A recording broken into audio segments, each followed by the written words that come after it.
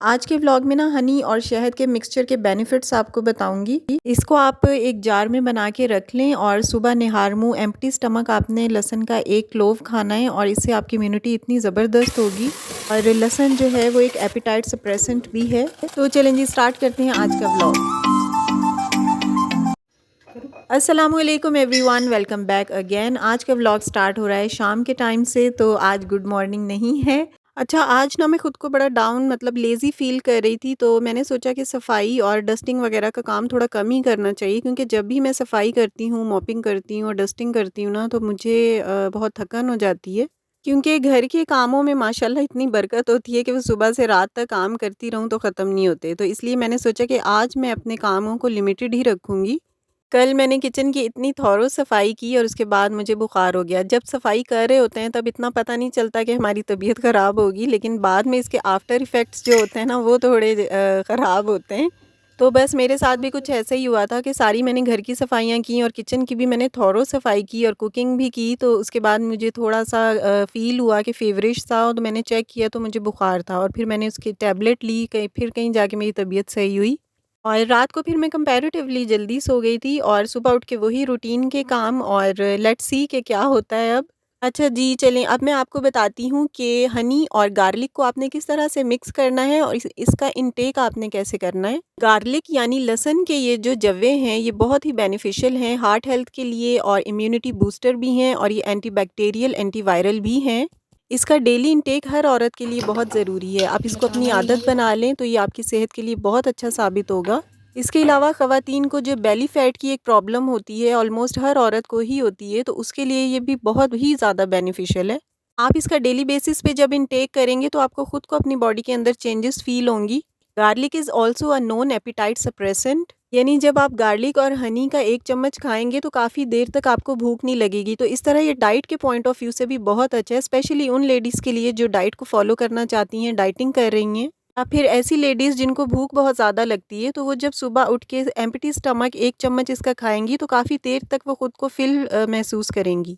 इसको बनाने के लिए बहुत ही सिंपल वे में आपने बस गार्लिक को छीलना है, उसे वॉश करने के बाद आपने उसे ड्राई कर लेना है कपड़े से, जैसे मैं कर रही थी, और उसके बाद आप किसी छोटे जार के अंदर शहद को डाल लें और उसके बाद आपने ड्राई किया हुआ गार्लिक जो है वो इस जार के अंदर डाल देना है। आप चाहें तो इसे काट के डाल लें, बल्कि आप लोग काट के ही डालें तो ज़्यादा अच्छा है, ताकि इसका जो है एक कड़वापन होता है वो दूर हो जाए।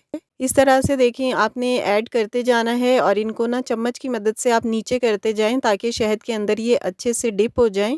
आप चाहें तो गार्लिक के इन क्लोव्स को कट लगा लें या फिर इनको 2 या 3 पार्ट्स में इनको काट के आप डाल लें। अच्छा, मैं इसे इस तरह से प्रेस कर रही हूँ अंदर, ताकि इसके अंदर तक जो है वो हनी एब्ज़ॉर्ब हो जाए, और बाकी जो क्लोव्स हैं इनको भी मैं कोशिश करके अंदर डाल रही हूँ। अच्छा, यहाँ पर क्या हुआ था कि मैंने जो है क्लोव्स वो ज़्यादा डाल लिए थे गार्लिक के और शहद मेरे पास कम था। एक्चुअली ये जार छोटा था, तो आप ट्राई करें कि जार बड़ा हो और शहद थोड़ा-सा ज़्यादा क्वांटिटी में लें, मैंने इसमें कम डाला है। और दूसरी बात जो आपने ख़्याल रखना है जिसका, वो ये है कि जार जो है वो कोशिश करें कि शीशे का इस्तेमाल करें, क्योंकि शीशे के जार में कोई भी चीज़ है वो ज़्यादा टाइम तक सही रहती है। अच्छा, यहाँ पर ये बिल्कुल रेडी हो गया है और आपने इसे 1 हफ़्ते के लिए ऐसे ही छोड़ देना है ताकि ये अच्छे से एब्ज़ॉर्ब हो जाएँ एक-दूसरे के अंदर।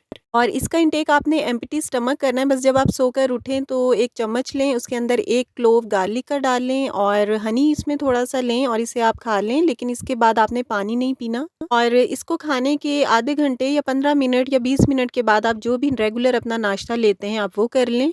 सब औरतों के लिए बहुत ज़बरदस्त टॉनिक है, स्पेशली आपकी बेली फैट लूज़ करने के लिए। अच्छा, यहाँ पर मैं एक और बात बता दूँ कि आपने ट्राई करना है कि देसी लहसुन लें। जो बाज़ार में बहुत बड़ा-बड़ा चाइना का लहसुन आता है उसको खाने से अवॉइड किया करें। कभी होता है कि देसी लहसुन नहीं भी अवेलेबल होता, बट ट्राई टू यूज़ देसी लहसुन ऑलवेज़। अच्छा, यहाँ पर जो लहसुन बच गया था ना उसको मैं ग्राइंड करके रख रही हूँ और इस लहसुन को भी मैं इस ग्राइंडर के जार में ही पीस के रख रही हूँ। थोड़ा-सा इसमें पानी डालूँगी और इसे ग्राइंड कर दूँगी।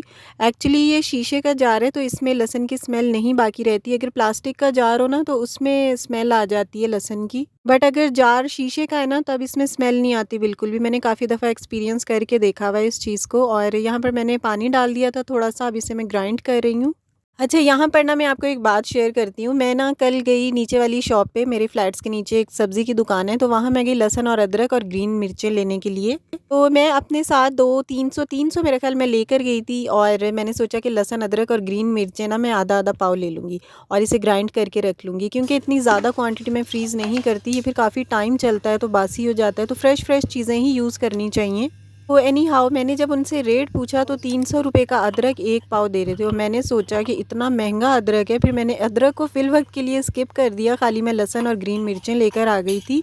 कहने का मकसद ये है कि सब्जियाँ वग़ैरह सब्जियाँ तक इस कदर महँगी हो गई हैं कि ₹300 की आपको 1 पाव चीज़ मिल रही है और 1 पाव चीज़ की क्वांटिटी कितनी होती है वो हम सबको पता है। इस कदर महँगाई हो गई है पाकिस्तान में, बस अल्लाह ही हम सब पे रहम करे। और जो चाइना का लहसुन होता है और सिंपल जो हमारा देसी लहसुन होता है, उन दोनों के रेट्स ऑलमोस्ट सेम थे, तो मैंने प्रेफ़रेबली देसी लहसुन ही लिया है।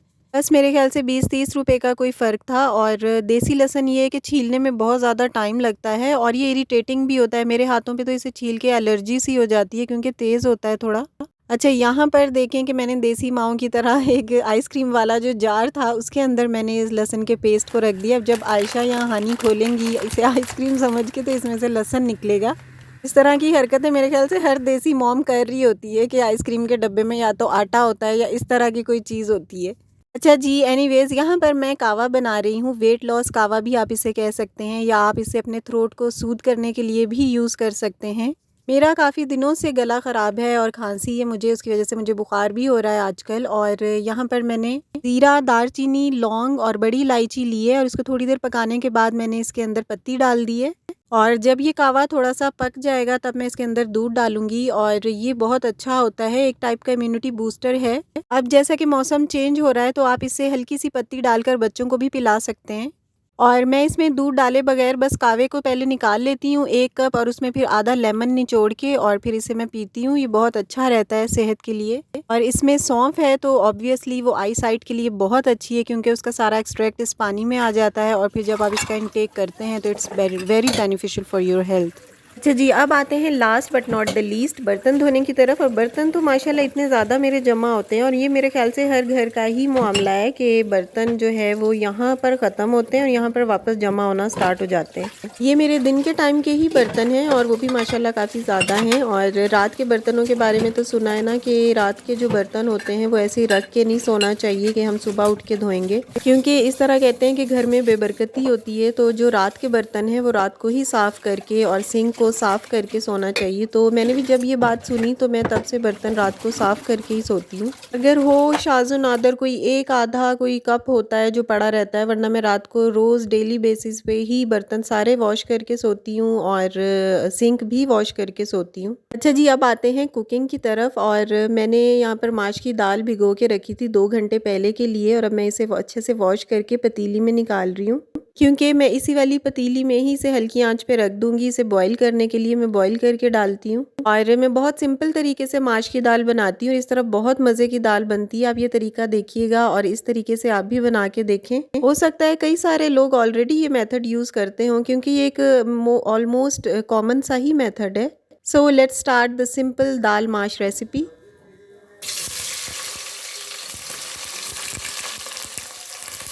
इस रेसिपी को बनाने में बहुत कम टाइम लगता है क्योंकि दाल को हमने ऑलरेडी बॉईल किया हुआ होता है। और अच्छा, यहाँ पर मैंने 2 प्याज ले लिए थे, मीडियम साइज़ के प्याज थे और इनको इस तरह से काट के मैंने ऑयल के अंदर डाल दिया है। अच्छा, माश की दाल ना बनाने में बड़े ट्रिक्स होते हैं। उसको जब हम बॉईल करते हैं ना तो उसमें बड़ा ही ज़्यादा अटेंटिव रहना पड़ता है कि ये दाल थोड़ी ज़्यादा ना गल जाए, क्योंकि जहाँ ये दाल थोड़ी-सी ज़्यादा गली वहाँ इसका टेक्सचर ख़राब हो जाता है। तो एनी हाउ यहाँ पर ये जो मैंने लहसुन का पेस्ट आपके सामने ही पीस के रखा था, तो इसको मैं फ्रेशली इसके अंदर ऐड कर रही हूँ। और बिलीव मी, ये जो देसी लहसुन होता है ना, इसका टेस्ट बहुत डिफरेंट होता है देन जो हम दूसरा मोटा वाला लहसुन, चाइना वाला लहसुन अपने खानों में डाल रहे होते हैं।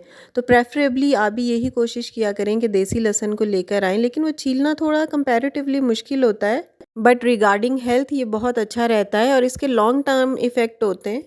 जो भी देसी चीज़ें हम घरों में यूज़ कर रहे होते हैं उनके लॉन्ग टर्म इफ़ेक्ट होते हैं। ऐसा नहीं होता कि हमने 2-3 दिन कोई देसी चीज़ यूज़ की है तो हमारे जिस्म के अंदर बड़ी चेंजेस आना स्टार्ट हो जाएँगी। तो इन चीज़ों को आपको थोड़ा-सा लॉन्ग टर्म के लिए लेके जाना पड़ता है। अच्छा जी, यहाँ पर मैंने अदरक डाल दिया था, सॉरी टमाटर डाल दिया था और हल्की आंच पे इसको मैंने भूना है और इसका मसाला देखें कितना ज़बरदस्त सा रेडी हो गया है। और यहाँ पर मेरी दाल भी बॉईल हो चुकी थी। इसे मैंने हाफ़ बॉईल नहीं किया, इसे मैंने फुल बॉईल ही कर लिया था, क्योंकि बस अब मैं इसे मसाले में ऐड करूँगी, इसे थोड़ा-सा स्टर करेंगे, दाल आपकी रेडी हो जाएगी। तो इस दाल को ये है कि हम 1 दिन पहले भी बॉईल करके फ्रिज में रख सकते हैं और नेक्स्ट डे हमने बस मसाला बनाया और दाल को इसके अंदर पोर किया और हमारी दाल रेडी हो गई। और माश की दाल में तो ताकत भी बहुत होती है, बहुत पावरफुल होती है, बच्चों को खिलाया करें, ये बहुत अच्छी चीज़ है। हमारी तो ख़ैर माशाल्लाह जो यहाँ पर पाकिस्तान में सारी दालें हैं वो सभी नेचुरली इतनी अच्छी होती हैं, इतनी बेनिफिशियल होती हैं हेल्थ के लिए कि सब दालों को ही खाना चाहिए। तो यहाँ पर मैंने दाल को मिक्स कर लिया था अच्छे से और बहुत ज़बरदस्त सी ये दाल रेडी हुई थी मेरी। यहाँ पर सालन मेरा बिल्कुल तैयार है और साथ मैंने रोटियाँ बना ली थी गरम-गरम। अच्छा, ये कैंडल स्टैंड छोटा-सा मैं आपको दिखा रही हूँ, ये शीशे का है और ये मुझे बहुत अच्छा लगा था। ये मैं 2-3 दिन पहले ही लेकर आई हूँ। मुझे ये कैंडल्स वगैरह और लाइट्स कमरे में, लैंप्स वगैरह बहुत अच्छे लगते हैं और कैंडल्स भी उन्हीं में से एक है। तो बस मैंने लाउंज में बैठी हुई थी, मैंने सोचा लाइट्स ऑफ करती हूँ और अपना ये जो स्टैंड लेकर आई हूँ, इसके ऊपर मैं एक मोमबत्ती रखूँगी और इसे ऑन करूँगी। तो इसे देखिए मैंने इसे जलाया है और बहुत अच्छा फ़ील होता है जब बंदा ऐसे अंधेरे में कैंडल लाइट में बैठा हुआ होता है। और मुझे तो ये कैंडल्स वगैरह बहुत पसंद है, इसलिए मैंने ये स्टैंड छोटा-सा लेकर आई थी। मैंने कहा कि इसके ऊपर मैं कैंडल्स रख के और अपना शौक पूरा किया करूँगी। ये देखें कितनी प्यारी लग रही है, अंधेरा था रूम में और ये लाइट इसकी थी तो ये बहुत अच्छा लग रहा था। चलें जी, तो इसी कैंडल की प्यारी सी खूबसूरती के साथ आज का व्लॉग भी ख़त्म होता है। वीडियो अच्छी लगी हो तो ज़रूर लाइक करें, चैनल पर न्यू हैं तो सब्सक्राइब भी करें। अल्लाह हाफ़िज़, टेक केयर।